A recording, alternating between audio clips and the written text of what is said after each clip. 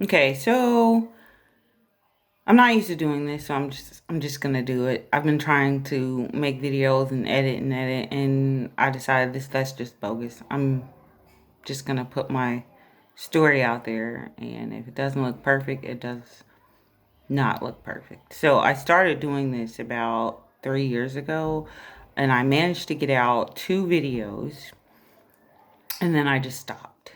But I didn't stop because I wanted to. I stopped because so much started to happen, and it was just like everything was overwhelming.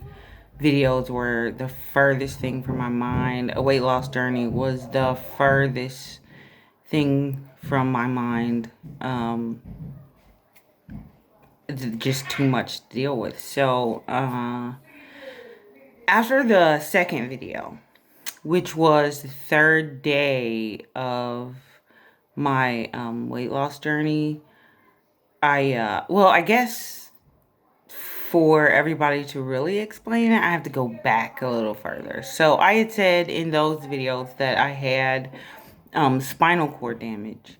The spinal cord damage that I had actually came from a situation that occurred years before. So this was in 2006. I was 4 months pregnant with my first child.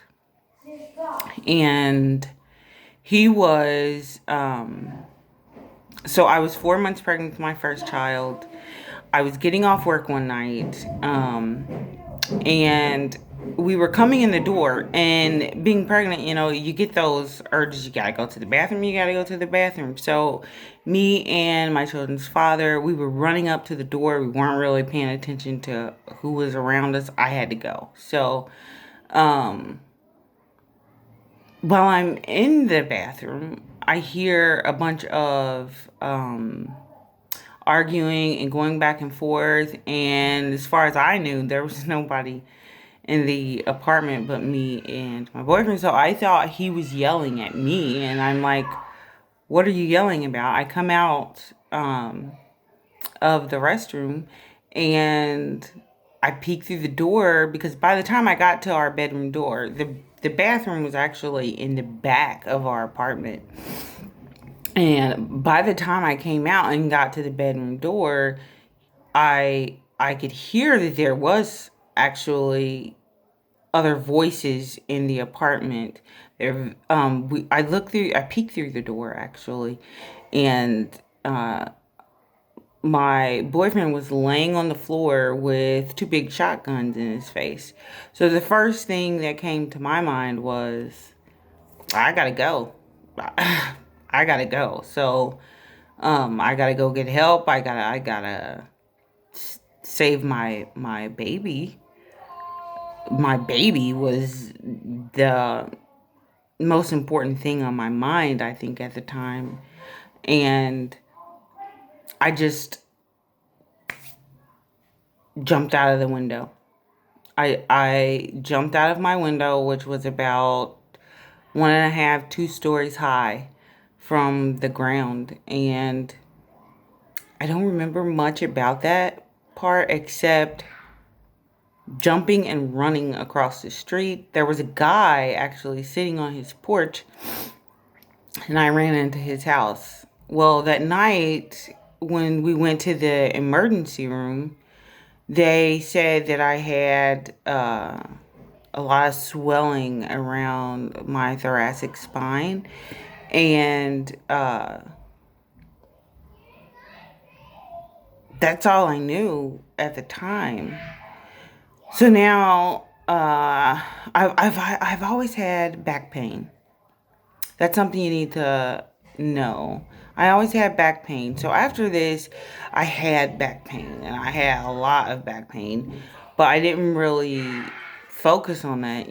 I got to go to work. I got to pay the bills. I wasn't much of a complainer about it. I just went and did what I had to do. And throughout the years, it got worse, and it got worse, and it got worse. And I always just contributed to having a lot of babies with a bad back. So, uh, I'm pregnant with my last child, Sarah, and I'm having these back pains. I I end up being sent to a back specialist, actually a surgeon, because they couldn't figure out what it was, which is interesting to me. I don't understand why they couldn't figure out, you know, what the problem was, because he just said, you have a broken back. And they couldn't see that before because there was so much swelling, and I didn't understand that either, and I still don't understand that, but it is what it is. I had a broken back. I broke my back the day that I jumped out of that window, and I guess it was more like a fracture because it hadn't caused much. Well, with the multiple pregnancies, it became worse and worse and worse. And when I got pregnant with Sarah, the bone, there were chips of bone from the break that kind of barreled themselves down into my spinal column and wound up cutting into my actual spinal cord. So during that time, I was actually in a wheelchair. And oh, that was miserable. So the doctor had also told me that sooner or later, there was no doubt about it. Like, sooner or later, it is what it is. You're going to be paralyzed. You're not going to be able to walk. You're going to be paralyzed from the waist down. And there's nothing you can do about it. So we suggest that after you have your baby, you come back and see us and we'll monitor you and blah, blah, blah. So that's what I did not do. I'm kind of still upset with myself. So I did not do that.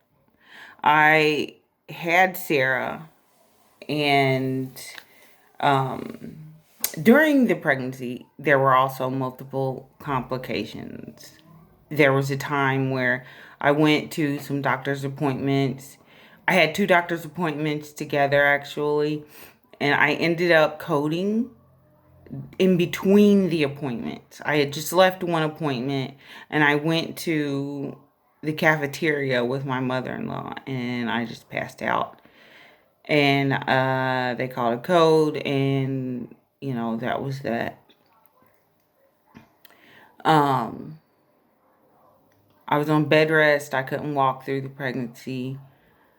My nervous system had gotten so bad. I was in excruciating pain the whole time. So I had to take a lot of medications, and these medications were horrible because it was just like living in dreamland, and when you're awake, it's all fog. So after Sarah was born, she was actually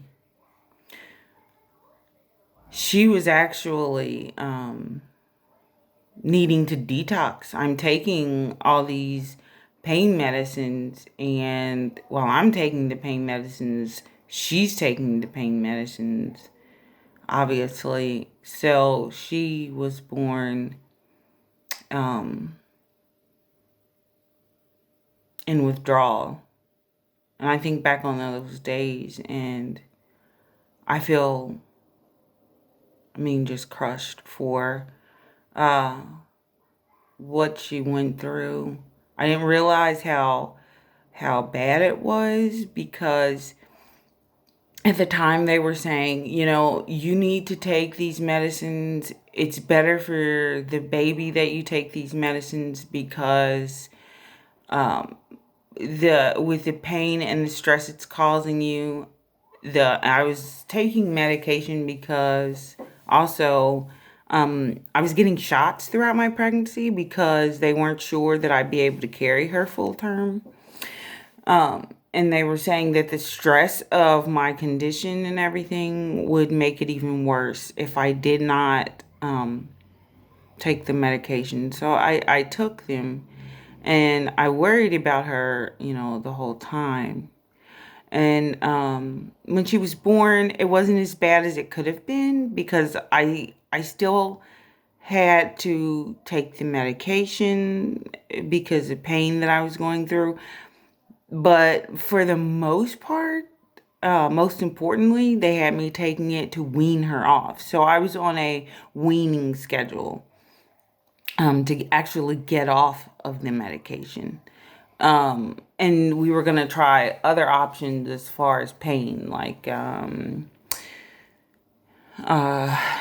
there are treatments that involve like applying electric shock to your spine area, to help with pain. And I was working with that. And I also went after she was born and got some steroid shots in my back. So I think we were home for about a week. We wound up going for one of her doctor's appointments, and the doctor actually, her pediatrician, actually admitted both of us back into the hospital. I didn't know that I had a problem. She asked me, she said, "How are you feeling? You don't look so good." And I told her, "Well, I'm just exhausted because, the baby Sarah stayed up all night. She cried a lot. And that's what withdrawal will do to a baby. I mean, just crying and crying. I mean, she was so restless a lot of the time. And I was breastfeeding to help her wean off of the medication, but obviously it wasn't working. She was in failure to thrive, the doctor said, and I didn't look so well either. So they put us both back into the hospital, and we wound up being in there for about another week. And that was because I was going through liver failure or kidney failure. So after that, she was in the ICU. She was weaned off, actually, in the ICU. And for the last bit, they gave her back to me for her to finish weaning off on breast milk. So she was supplementing with Similac. She ended up doing very well after that, and I was so happy, and she slept well. She was just the best baby. So quiet, so much more happier and calmer. When I went home, I was on a catheter. I was on all types of medications, and I began to worry so much. I ended up, after Sarah was weaned, I stopped breastfeeding because I was on so many different kinds of medications. I was on medications for migraines. I was on medications for nerve pain. I was on medications for anxiety. I was on so many different types of medications. So I ended up, and I stopped breastfeeding, and gave her Similac full time. And that hurt really bad because I really wanted to breastfeed. But however, life is life, and you have to do what's best for your child, and that may not always be breastfeeding. So those were my thoughts as far as that. They got me through. But after we were home for about 2 or 3 weeks, I think that's how long it took for me to regain continence, and not really completely, because um but for a while there, and this is kind of embarrassing, but not really, because I'm a human being and so many people go through this. But for a while, I was incontinent, and I did have to wear adult diapers and things. And that was really depressing. I gotta tell you, that was out of this world. But, I look back and it made me stronger. So, after we got past that, after we got through all of that, I got a little stronger, and I was able to start. I was in physical therapy that whole time. Throughout my pregnancy, I had a physical therapist that would come to the house. After she was born, I had a physical therapist that would come out to the house, and eventually, in about 2, 3 months, I was walking okay, as long as I took lots of breaks and I didn't stand too long, things like that. I was okay. I had weakness, but I was not in non-functioning. So, to a great degree. And then I wound up going home back to my apartment during my pregnancy, and after, for a few months, I was at my mother-in-law's house, and she helped to care for us. Then I wound up going home. And I started to film, and then that's what those two videos came about, because you know I have 5 kids. I never really got out so very much. I was in the house, and I just really needed uh, some support. So I started the videos in hopes that I would get some support, or maybe my situation would be supportive for somebody. And what ended up happening after the third video is, one morning I woke up. I had had some really bad muscle spasms the day before and the night before. And that's very normal when you have spinal cord damage. But they were really bad, like worse than normally. And so I thought, I'll be okay. I took some muscle relaxers and everything. I should have called the doctor, but I didn't. I took some muscle relaxers and I went to sleep. After I put the kids to bed, I went to sleep. I woke up the next morning, and I it's funny now because I'm used to it when it happens. But at that time, it had never happened to me. But I got up and I put my feet down, and it burned. The bottom of my feet burned so badly. I started trying to get up. My mother-in-law was at the door to take the kids to school, so I got up to go answer her. And my feet burned so bad. But I remember when I went to get up, I felt like the top of my body was on the top of someone else's body. And I had to, I couldn't just go walk, I had to, really focus on, it's hard to explain because it's not like focusing, but it's like really trying to get your leg to do something, because it's not doing what you're expecting it to do. And when it did, it was like, I don't know, it looked like jelly. The thing was its own self, and I just couldn't walk right. I barely got to the door. I'm trying to go to the door. I wound up in the kitchen at one point, if that would explain it. The next time it happens, it doesn't happen so much often nowadays.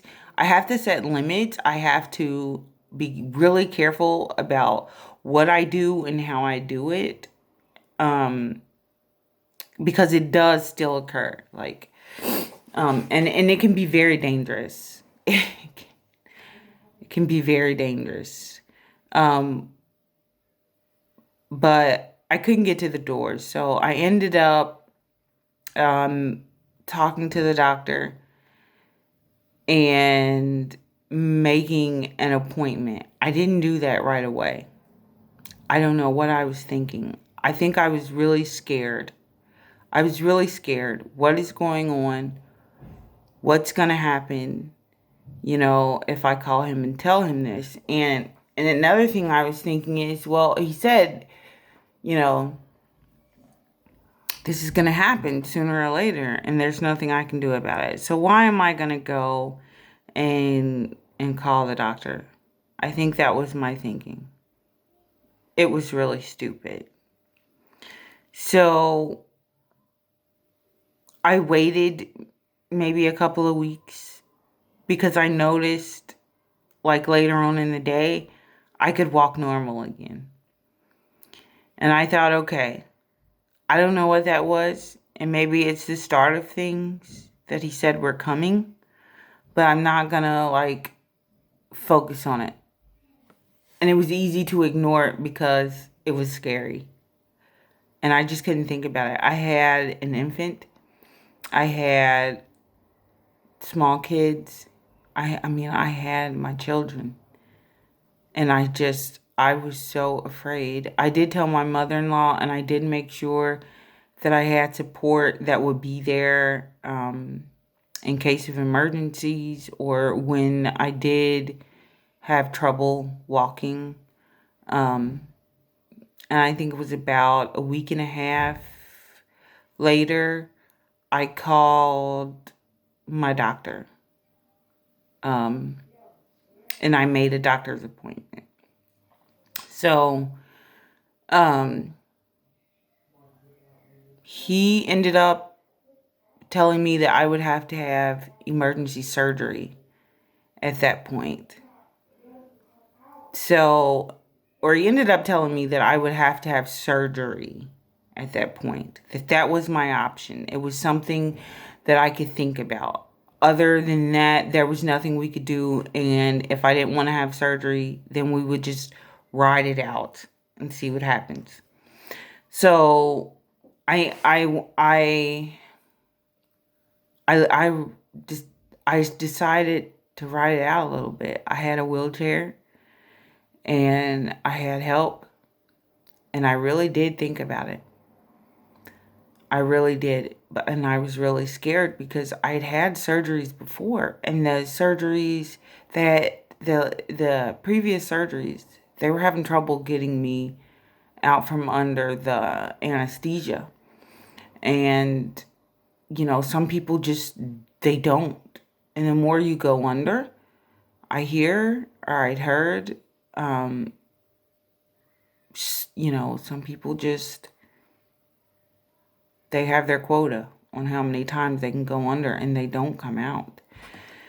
So I ended up deciding to do it a couple weeks later. And I went back in for another doctor's appointment. Um, and they kept me in the hospital because at that point I didn't have any days where I was back and forth. And I was living in a house with stairs in it. So, that wasn't going to work. And at that time, I was trying to move. I was trying to get into a place with one floor because, that's just not safe. It's not safe to be in a house with two floors and one wheelchair, and you're the only adult, and you do your laundry downstairs. I was going up and down the stairs on my butt. Um,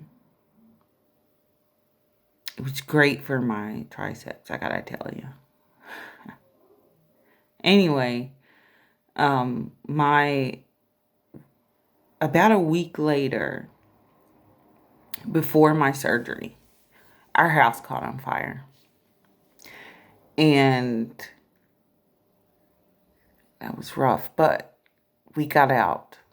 We got out of the house, and it was hard, but a lot of neighbors, and I have to thank them very much. Those neighbors, I wasn't able to get away. I was screaming at my kids to run.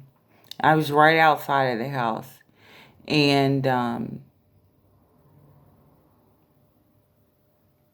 one of the neighbors was holding Sarah, and a lot of other neighbors came and they helped me get my wheelchair away from there. And that was like right before all the windows and everything blew out. So I was a goner if they hadn't have been there. And that was just like wonderful. So if any of those neighbors are watching and they remember me, thank you. Thank you so much. So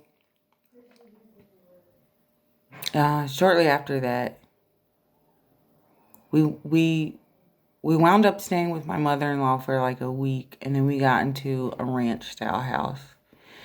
And 4 days after we moved into there, or maybe like a week, it was very shortly after that, I went in for my surgery. And I remember my mother, I was so scared. I was so scared. I had to do it all alone. There was nobody there with me. Of course, she couldn't be there because she was the one that was going to be taking care of my kids. So she dropped me off, and she walked in with me, and we hugged each other. And, as soon as she walked away, I just bawled like a baby. And I was so scared. And I told her just in case, I gave her all the just in cases and everything. This is a spinal cord surgery. It was the biggest surgery I ever had and never wanted to have. And I was scared. I was scared. I was scared. And I almost didn't come out of it. I coded 3 times, they said. But I did. And then I went to a nursing home for about 4 weeks. And I was told I would never walk again. Period. Period. You're not going to walk again. You're not going to walk again. Don't try to walk. It's dangerous. You're never going to walk again. So it's not that my legs were flaccid. They weren't. They were half flaccid and half jerky. They just didn't do what I wanted them to do. Like sitting in the wheelchair, one of my legs would just bounce, just bounce, just bounce. And it was one of the most annoying things. And when I lay down, I had restless leg syndrome. And, oh my God. When I think back on those days, it was rough. There was no time to think about making videos. So I'm telling you all this just so that you know, where have I been? Why haven't I been making videos? And what's happened since then as far as my journey. So when I started my journey, I was 240 some pounds. When I wound up going into the wheelchair, I gained another 20. So I was like 260 when I went in to have surgery, somewhere around that number. And then after I got out of the nursing home, I was 315. So when I got out, I thought there's no journey. There is no journey. I mean, I went through a lot. Mentally, physically, things were rough. At one point, it was just me and the kids, and I didn't even know how I was gonna sustain that. I had no hope at the time. for any type of a future. And at one point, I will say I'm not there anymore, and I don't think like that anymore. And I'm grateful for the team of health providers I had, because they made me feel very comfortable to call and talk to them when I got in those situations. But there was a time where I didn't have enough hope or care to call anyone, to talk to anyone about it. I was literally planning my demise. I was very suicidal at the time. Not the kind of suicidal where you talk to people and you say, "Oh, I think I'm gonna kill myself." No, I was paying for insurance. I was keeping a journal of notes and wishes, and writing letters to each one of my kids, and things like that. It was very hard. It was so hard to fake a smile every day when you wake up, to, pretend that you're okay. Because I was worried. I was worried about my kids. And at that point, I felt like the best thing I could do for them was give them up, was to give them um,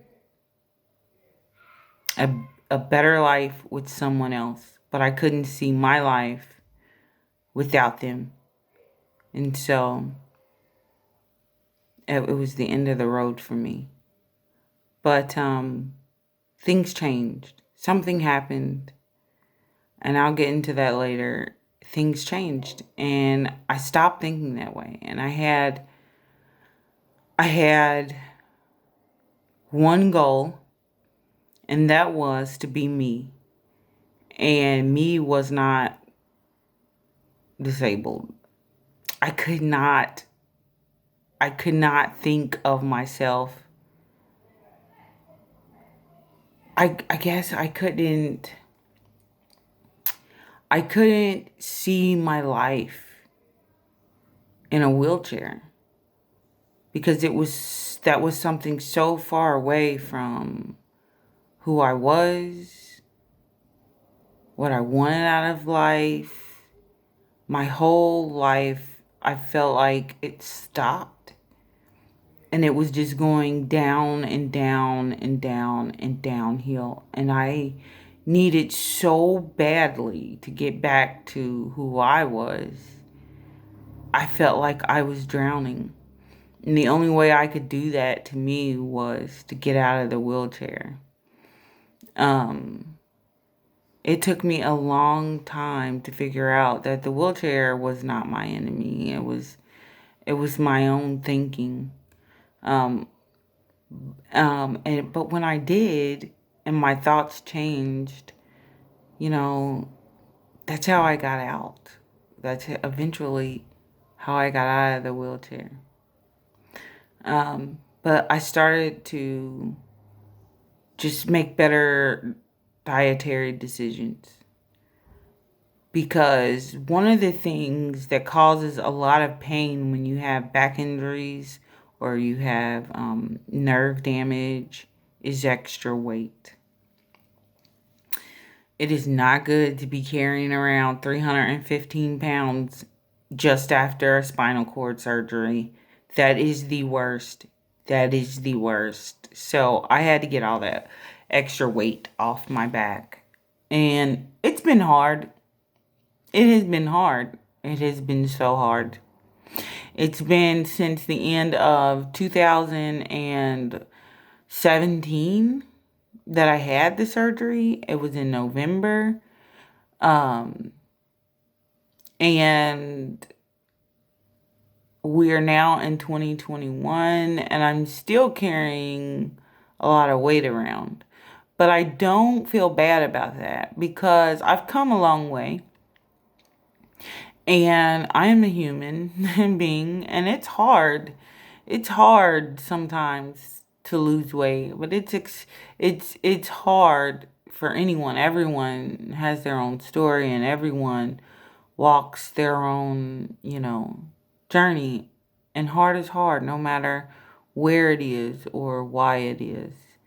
But I uh, I feel like as long as I'm not giving up and I continue to make strides, I'm gonna continue to see results, and I have continued to see results, and I'm pretty happy. Um, and I do fluctuate in my weight. I I'm doing much better now as far as staying consistent. But it took a long time for me to learn to stay consistent and how to stay consistent for me. Because one thing I think people don't realize is that if you're not doing it for you, you're not going to do it the way that you need to do it.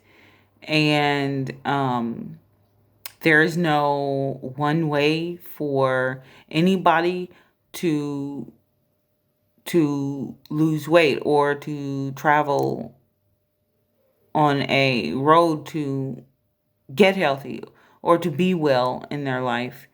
There's um, a way that is right for each individual, and once you find that, then you find success. But when you're saying, well, what do you do, and what did you do, and what's this diet, and what's that diet, it's good to explore to find out what works for you, but not to do it because so and so did it or so and so did it, because I did all that and it just never worked for me, because I like to eat, and I like to eat what I like to eat. So, and that's everybody.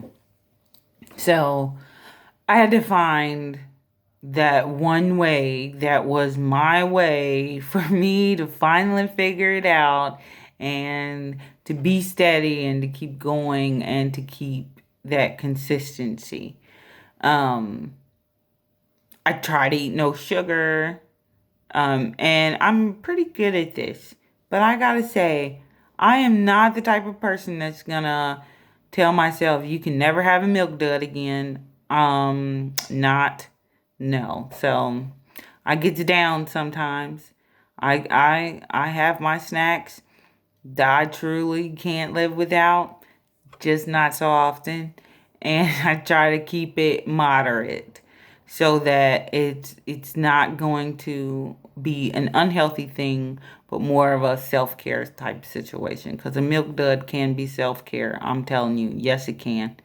And um, I mean, there's a lot of other things that I do. So, but this video is more about where have I been and a little bit of a catch up, so that as we go forward, like we're on the same page, and like what's been going on and why I stopped making videos and where I'm at now on my journey. So I'm no longer 315 pounds. If you follow me on Facebook, um, then you'd have seen that a few months ago, I posted that I was down to 195 pounds. I was so proud of myself. But like I said, I am human. And for a while there, it was just back and forth, tipsy topsy turvy. And I was on that weight loss roller coaster sort of thing. But I do go through my situations where I do too much, and then I get down. And then when I go down, I go into one of these depressive rabbit holes, and that's another thing I'm working on, um where I don't care and I give up. So I had a fall not too long ago, and right around Thanksgiving, like right before Thanksgiving, I was in the basement, doing some things, working around down there in some storage, and I fell, and I struggled with that for a while, all the way up until like a few weeks ago, and now I'm able to do better. And it's just been like getting out of that little rabbit hole, like I was saying, get into your rabbit holes, and you're just not doing what you're supposed to do. And during that time, I gained like 25 pounds, like 25 pounds.